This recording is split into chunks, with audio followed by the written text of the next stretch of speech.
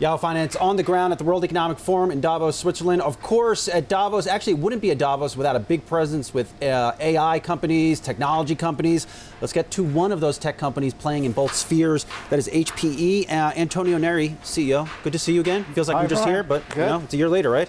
It's a year later, and always great to be here. Thank you for hosting me. Yeah, it's. I just got off. I just moderated a panel at breakfast, and what surprised me is the pace of innovation on AI. This panel was, or discussion was on AI. Have you been surprised by how fast things are moving? I got surprised at the beginning, right, when we kind of achieved the breakthrough with the first ChatGPT. But as we provide, a lot of the infrastructure and the services to train or inference this model, I became less surprised. I think now we are looking what is the next big inflection point. We talk about answering questions through prompt engineering and feeding more documents to train these models. Now we're moving to more the agentic model, which is basically stitching together different agents that are good at specific tasks to basically provide an outcome out of our workflow. And now obviously the next big thing is the reasoning. And so the question is how long it takes from what we know today, which is statistical driven, answering questions on the documents we fit this model into, to more reasoning. And I think that will take a little bit of time, but the technology is there, the compute power is there, and I think it's just a matter of time to get to that outcome. How can a company build trust into AI? Well, I think it starts by focusing on the right governance, right, and the right principles. Even ourselves, to give an example, we have more than 200 use cases that we think with our team. 40 of them are already in production, and we continue to ideate and test. And in many cases, I call it, fail fast and improve, right? So you fail in some of the use cases, no problem, move on. But ultimately, you have to have a governance and a steering team that think about ethical principles, responsibility, sustainability, lineage of these models, where the data is coming from, the provenance of the data. And you need to create a culture around it. So I don't think it's just a matter of process, it's a matter of culture and learning and improving and moving on. How important is it that a human is still in charge of overseeing AI governance? It's huge. I think the best way I say it is that humans don't need to be in the loop, but need to be on the loop.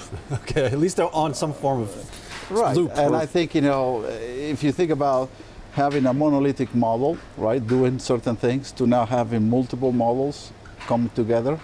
The human today seems to be more the orchestrator of those things. In the future will be another model sitting on top of these models orchestrating. But we need to make sure when we get there, right, that the human aspect of on the loop are understood and built in those orchestrators. Another tech executive that I spoke to said, AI may not be able to be regulated, but it could be legislated. What do you think about that? I think that person is right. But as I always said, when there is massive technology disruption like we're seeing today, my generation's seen it all. In fact, I was reflecting the other day, all the inflection points I was able to live through, from now computers to PC, client servers, to obviously the cloud and the mobile capabilities we have today. I think, this one is going fast. If you think about it, when we went through just deploying phones in homes, it took decades to get to 50 million users. ChatGPT had 50 million users in 1 month. So the ability to regulate this is very hard, but I will say the private sector has the responsibility to come to the table with the public sector, the legislation side, to provide the input so that the legislation take care of what needs to be done from a society perspective, from a country, national security perspective, at the same time making sure the advancement of these technologies are not held back, because fact of the matter is going to happen one way or the other one. We've seen it over and over. I thought you were born during the internet boom.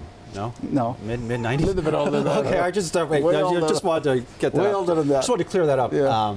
I've heard a little bit of everything on AI this year. I've heard humanoids. I saw a humanoid dog come up to me on the promenade. It was really weird. I think it was by DHL, the shipping company. Strange stuff, Antonio. But then I heard at an ADP dinner on how it really may fundamentally change jobs. Is the reality that AI is already out of control and regulators they can't do anything about it?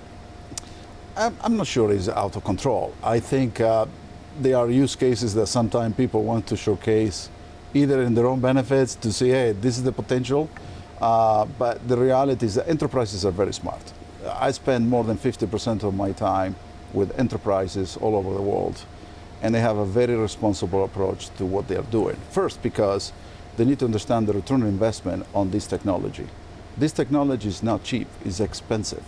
So CFOs and CEOs have a lot to say, and also making sure that the way they do business has some sort of conduct around it.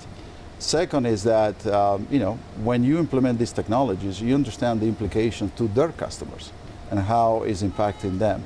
So I will say, yes, there is a lot of hype about the potential, which I do believe in the potential, but we need to find out that potential in things that advances the enterprise or solve some of the societal challenges. And then from the consumer perspective, it's up to you to decide how much you want to consume. Yeah, I don't need the robot dog. It's up to you to decide how much you want to consume. Not different than we live today on social media and content that gets presented to you. Yeah, Neri Obini, he came my opening big podcast, and he was talking about how we might have AI boyfriends and girlfriends. I'm like, Neri, let's just keep this conversation going, man, because I'm not going down that route, brother. I always view what you do as mission critical to building out infrastructure, or AI infrastructure in the United States. Are you involved at all with Stargate? Directly, no.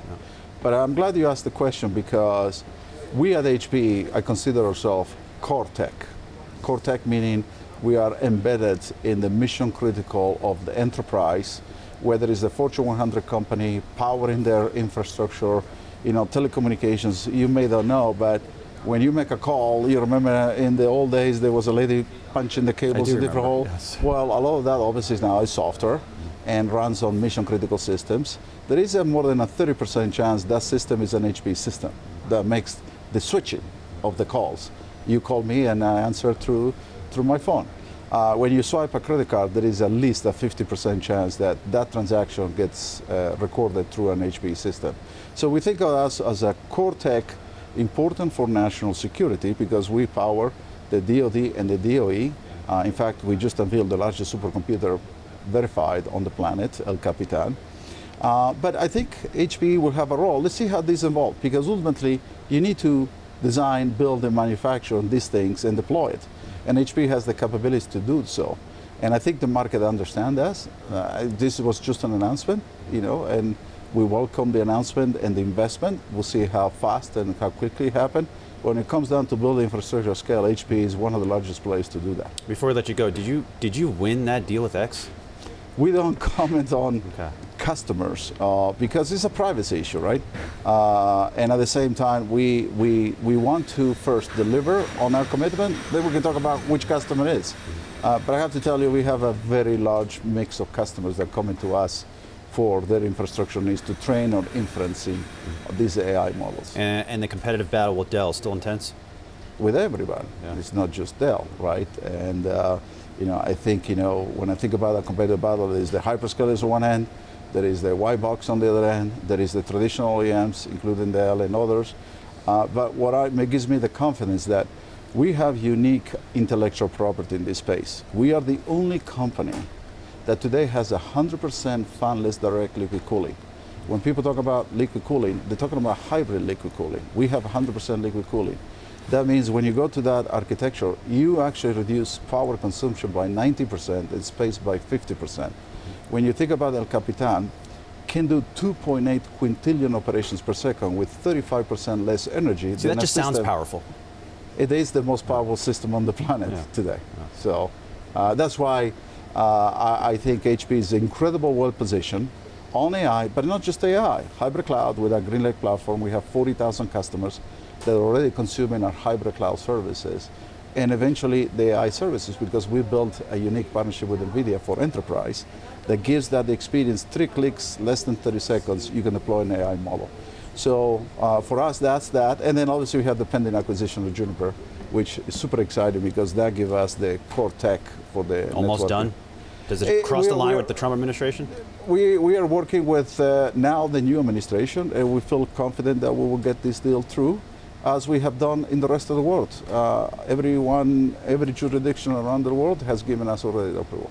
All right, we'll leave it there. HPE CEO Antonio Neri, good to see you as always. Let's. I wish one of those servers were on the table that keep us warm. Like, no, because you want cold, because that means you use liquid cooling. Exactly, right? you use less energy. But we can use the waste, meaning the hot water, to warm you up. You're always on your game. Antonio, always good to see you. Appreciate it. Thank you.